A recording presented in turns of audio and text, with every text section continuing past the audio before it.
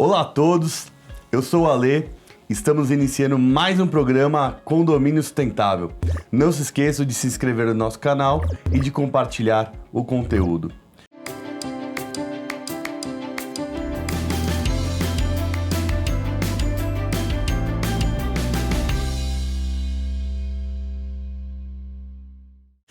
Você sabe o que é logística reversa?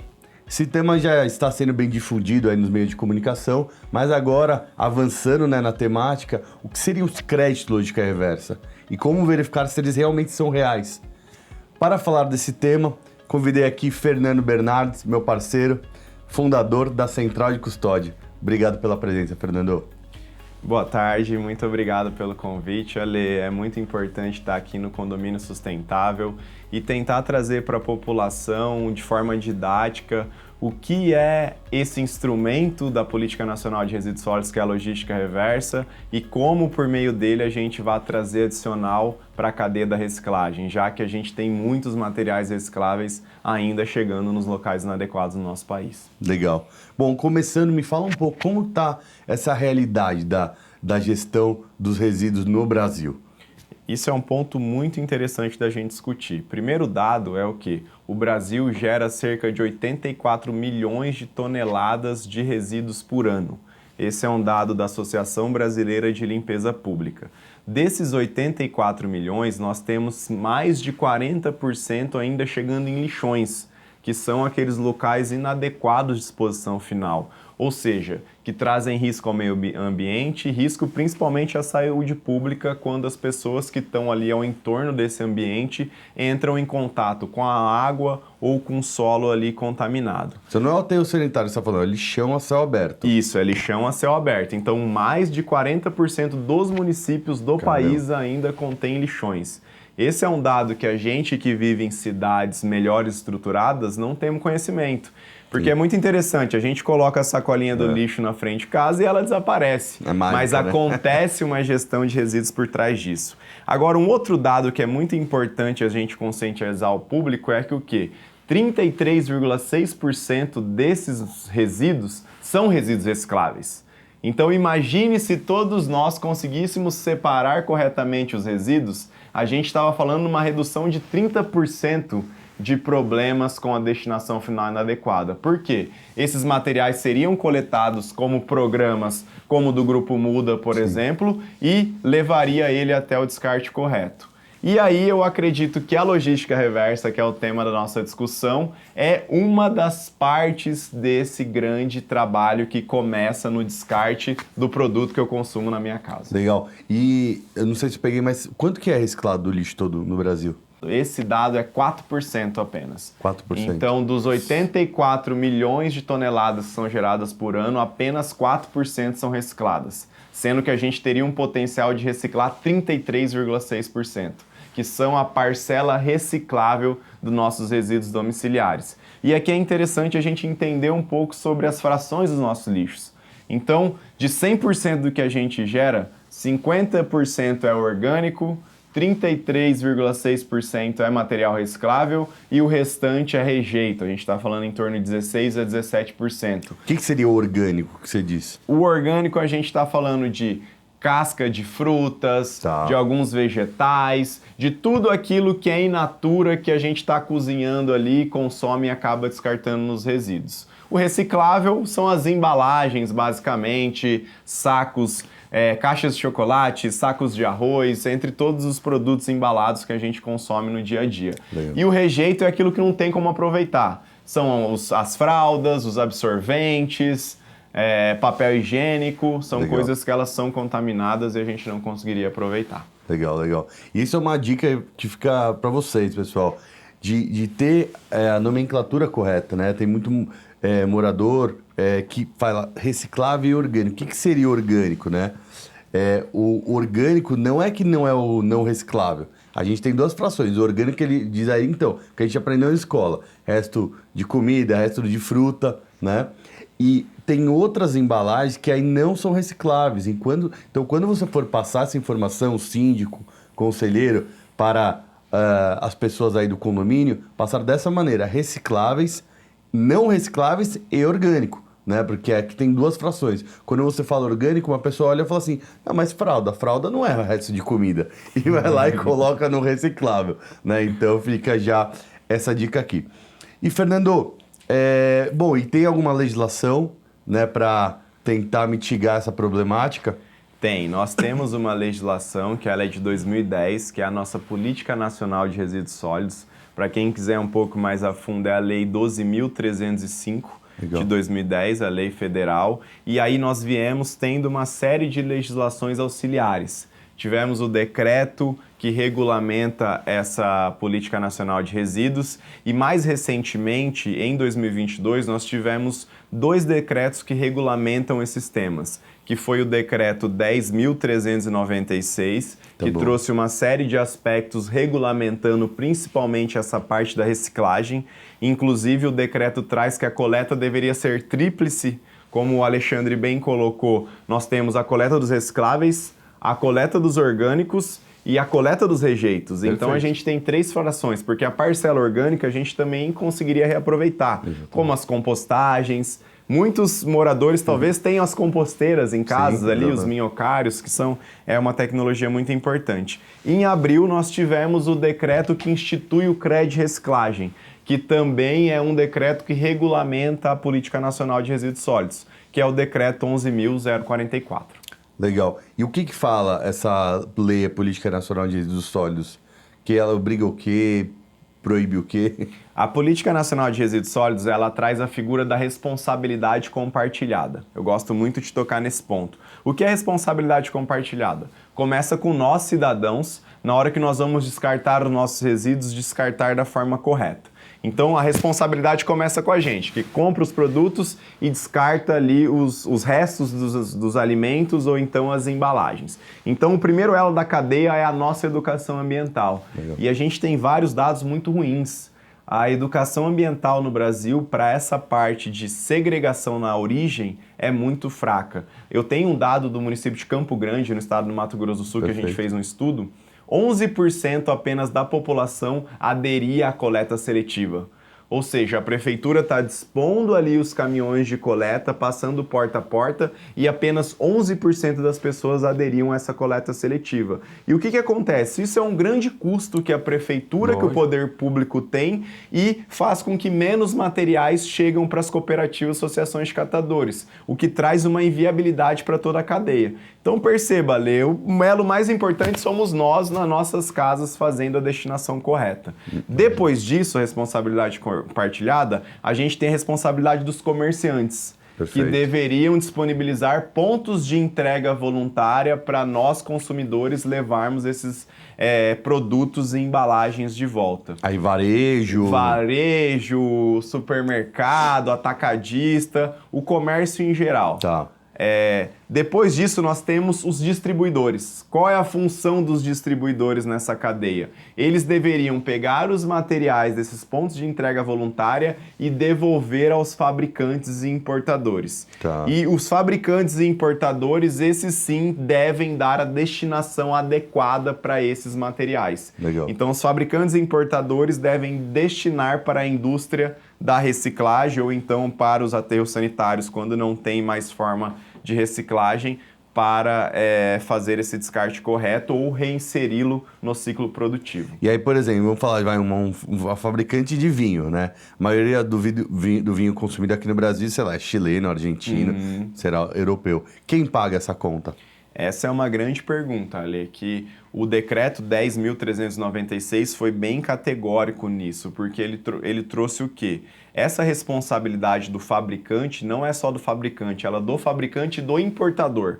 Então, o importador deveria ser responsável por essa função do fabricante se ele fosse nacional nesse caso. Tá. E o que esse decreto 10.396 trouxe? Que se o importador não for o responsável, ou seja, essa indústria chilena que colocou o vidro aqui, quem foi a empresa responsável por internalizar esse produto, ela tem que cumprir essa responsabilidade em nome do fabricante. Legal. Então é muito importante que o quê?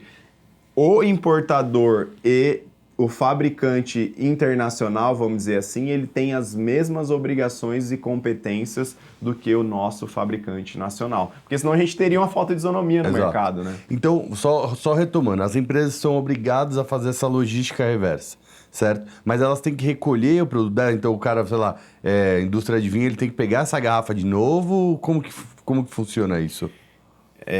Isso é feito por tipos de materiais. Então, como é que funciona toda a estrutura da recuperação das embalagens? Não quer dizer que eu coloquei uma garrafa de vinho no mercado que eu tenho que exatamente buscar essa mesma garrafa de vinho. Isso seria inviável, né? Como é que eu conseguiria buscar essa mesma garrafa? Então, como que a nossa legislação pensou esse modelo? Hoje a gente tem uma regra de que se eu coloquei 100 produtos no mercado, eu sou obrigado a retornar 22% disso. Entendi. Então, nesse nosso exemplo, se eu coloquei 100 garrafas de vidro de embalagens de vinho, eu sou obrigado a demonstrar o retorno ao ciclo produtivo de 22 garrafas de vidro. Ou seja, a compensação é por material. Se eu coloquei vidro, eu tenho que retornar vidro. Pode ser qualquer vidro, desde que seja pós-consumo. Esse é um outro termo muito importante. Legal. O pós-consumo é aquele material que saiu das nossas casas. Dos condomínios aqui, né? Dos condomínios em geral. Legal. Exatamente.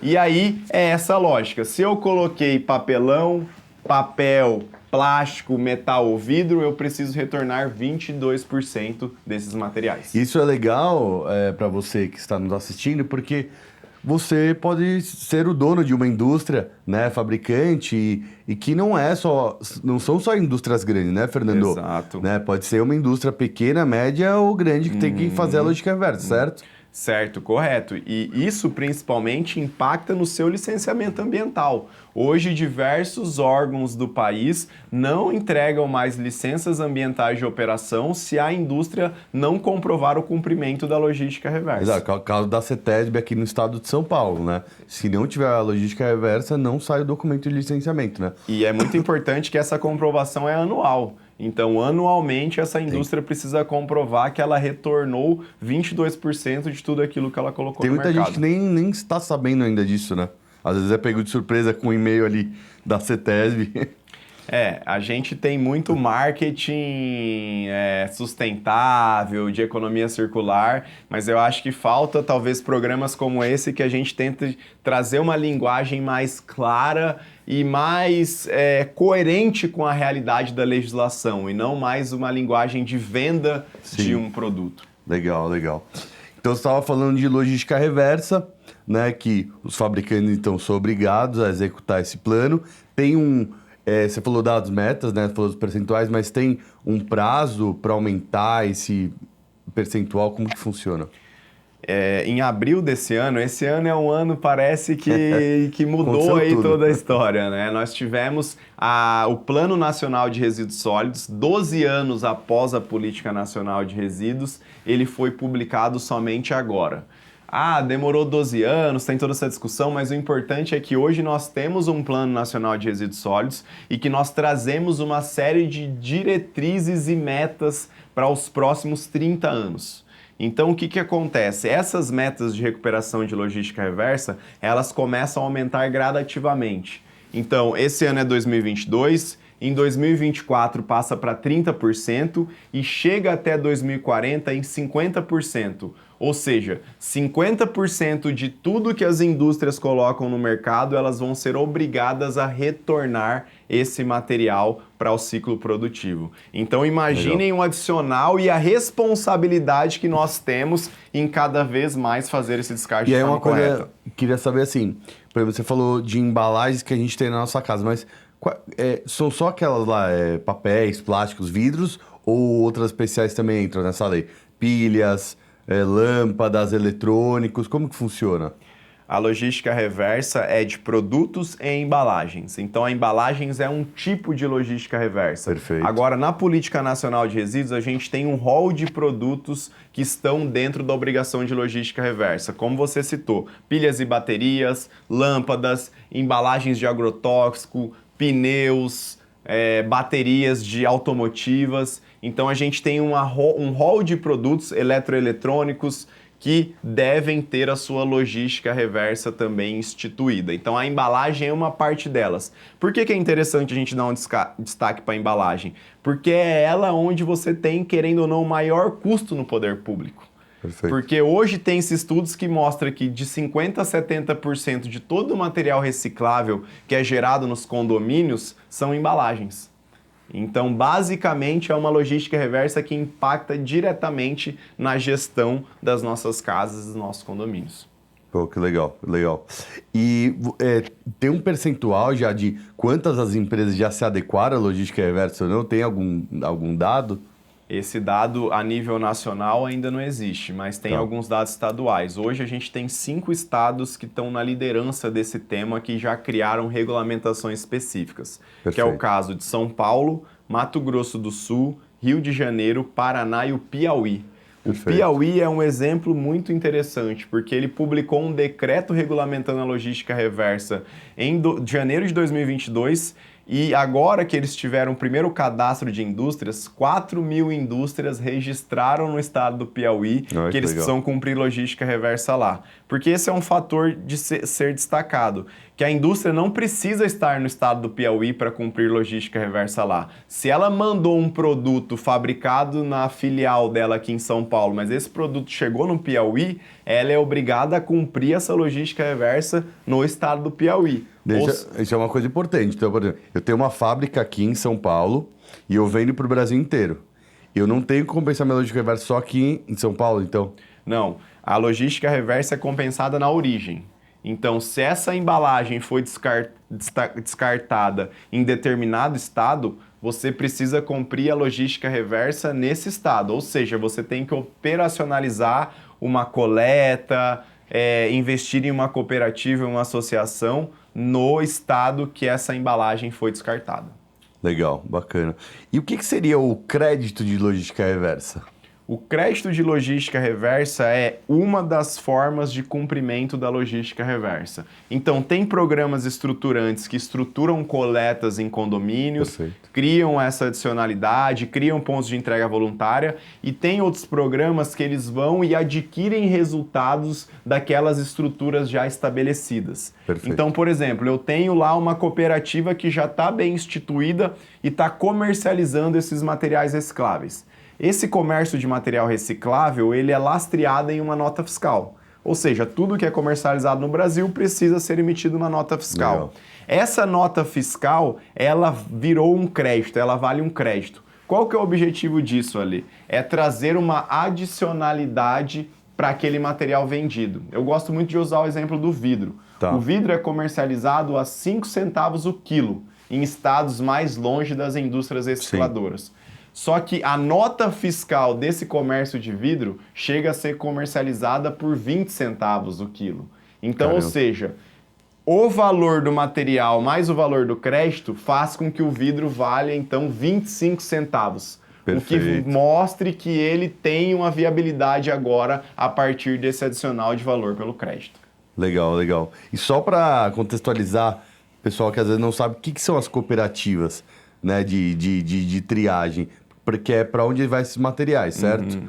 As cooperativas ou associações de catadores são instituições formadas geralmente por pessoas de baixa renda que trabalham para triar os resíduos e comercializar esses resíduos. Com a receita desse comércio, como o nome diz, é uma cooperativa, uma associação, eles dividem esse resultado ao longo dos meses e conseguem tirar ali a sua sobrevivência a partir dessa atividade. Legal, bacana. E aí eles que geram esse crédito logística reversa, só são eles ou são outras organizações? Hoje os créditos de reciclagem podem ser gerados por vários atores. Cooperativas e associações de catadores, o comércio atacadista de material reciclável, prefeituras. Perfeito. Porque tem algumas prefeituras no país que elas mesmo mantêm uma estrutura de triagem, ou seja, em vez de ser cooperados, são pessoas contratadas pela prefeitura para fazer essa triagem. Então, o crédito ele é válido da origem. Quem tria e comercializa esse material e emite uma nota fiscal está apto a receber pelo crédito. Legal, bacana. E agora vamos falar, o que é a central de custódia que você fundou? A central de custódia é um verificador independente. O que é o verificador independente? A gente estava conversando antes do programa começar. Surgiu de contratos de concessões e parcerias público-privada na área de saneamento básico. A figura do verificador independente é um ente independente, como o nome fala, privado, que auxilia nessa regulação do setor privado com o setor público. Então, o que estava acontecendo ali nesses créditos de reciclagem no país? A mesma nota fiscal estava sendo comercializada várias vezes como resultado de logística reversa. Então, em vez de nós termos mais materiais sendo recuperados, nós tínhamos o mesmo papel sendo vendidos várias vezes. O mercado estava carecendo de uma figura que recebesse essas notas fiscais de diferentes atores e verificasse se elas, primeiro, são reais, se o resultado existe e, segundo, se elas não estão sendo utilizadas mais de uma vez para comprovar o resultado de logística reversa. Legal. E a central de custódia entra com esse papel, então, de fazer essa verificação. Exato. A central de custódia hoje é o verificador independente consolidado no país. Temos aí 90% de todos os resultados de logística reversa gerado no país.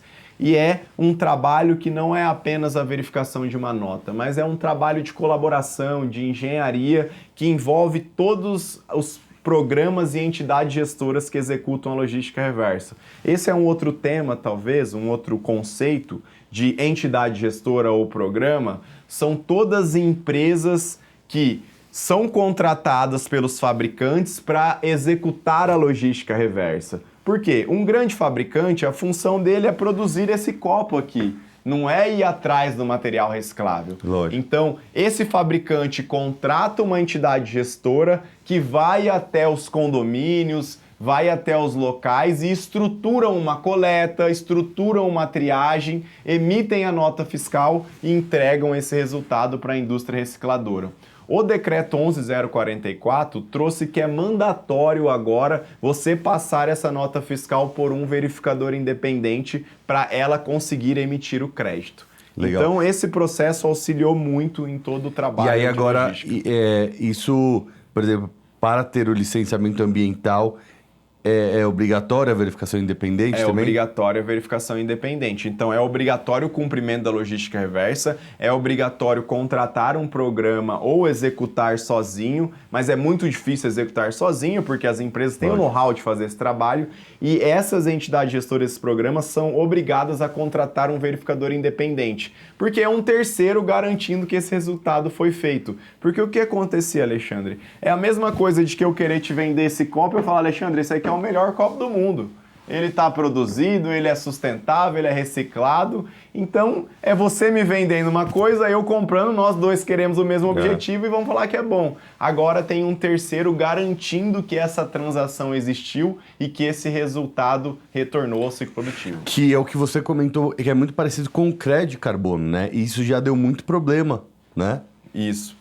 É muito parecido com o crédito de carbono e eu gosto sempre de usar o crédito de reposição florestal. Perfeito. Que existiu ali, começou em 2010, que era o que era o crédito de reposição florestal. Aquela empresa que tinha que desmatar uma área além da responsabilidade legal que ela tinha, ela poderia comprar metros cúbicos de floresta de outro produtor. Ou seja, ela servia como uma compensação ambiental. Perfeito. Então, se a minha área está degradada, eu vou lá e consigo comprar um crédito de reposição florestal.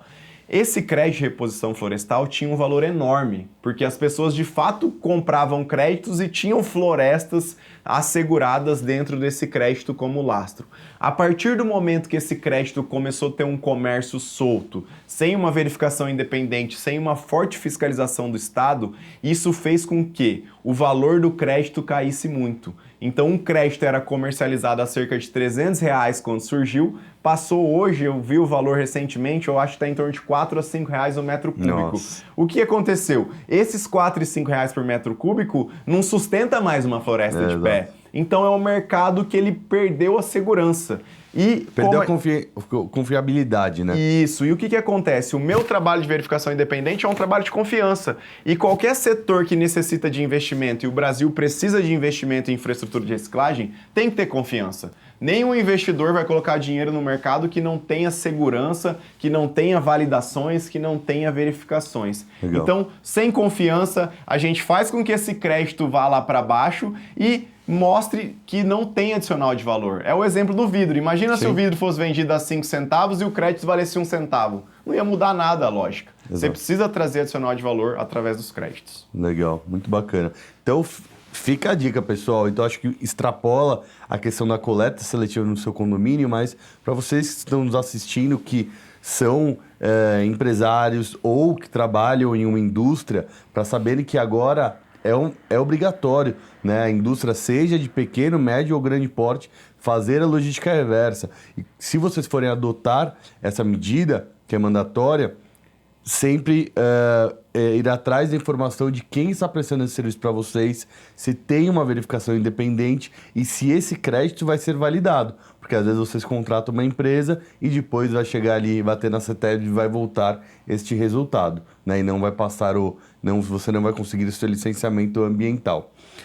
Fernando, muito obrigado pela sua presença, uma conversa muito boa. Suas considerações finais, por favor. De novo, quero agradecer pela presença aqui no Condomínio Sustentável. O Ale é um amigo de longa data. Acho que esse programa educativo, como eu disse, a educação ambiental é um dos pilares para a gente aumentar a reciclagem do país. E a minha mensagem é essa, Ale. Como a gente comentou, esse ano eu acho que o Brasil virou a chave para resolver o problema. A gente tinha muitas essas discussões no campo jurídico. Sim. Brigas para cumprir ou não. Hoje eu acho que a gente trouxe a reciclagem para um aspecto mais técnico. Perfeito. Então, tanto é que a gente está discutindo aqui num programa chamado Condomínio Sustentável. Então, eu estou muito animado com os próximos passos que a gente vai dar na reciclagem brasileira. Muito obrigado. Bacana. Muito obrigado, Fernando. Fernando, desde que me apresentou, né, a solução, não sei se você lembra, eu falei, eu fecho agora que o Brasil precisava de uma solução assim. Então, parabéns. Fico muito feliz por ter mais essas iniciativas. E o Brasil precisa de empreendedores nessa área que carece tanto, né? De pessoas assim. Gente, estamos finalizando aqui mais um programa. Não se esqueçam de compartilhar esse conteúdo, de se inscrever no canal. E também não se esqueçam, sustentabilidade começa em casa. Até a próxima.